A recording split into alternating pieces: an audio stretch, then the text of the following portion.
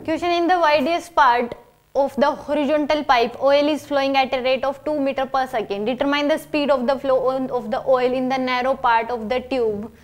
Is the pressure difference in the bore and the narrow part of the pipe is 0.25 rho of oil in G. तो यहाँ पे इसने कहा है कि एक हॉरिजॉन्टल पाइप दे रखी है आपको,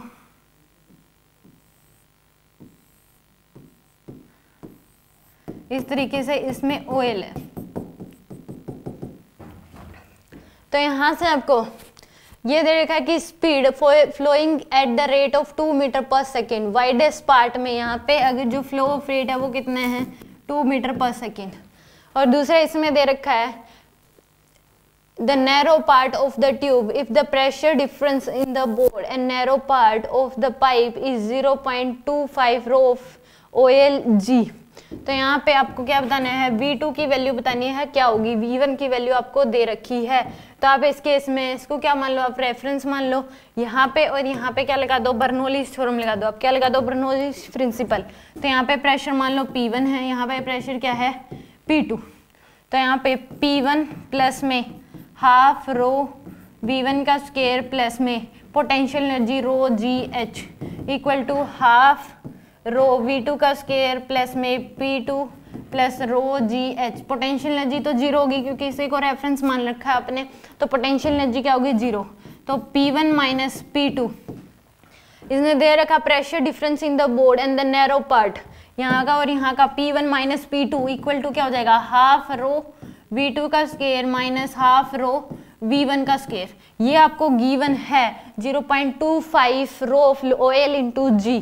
तो यहाँ पे इसको पुट कर दो 0.25 rho of oil into ji.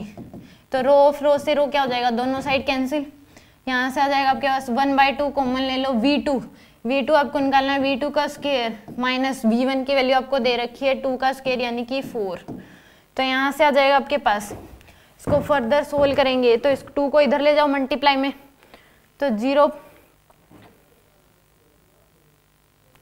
0.5 equal to आ जाएगा आपके पास V2 का स्क्वायर माइनस 4। तो V2 का स्क्वायर इक्वल टू 0.5 प्लस में 4।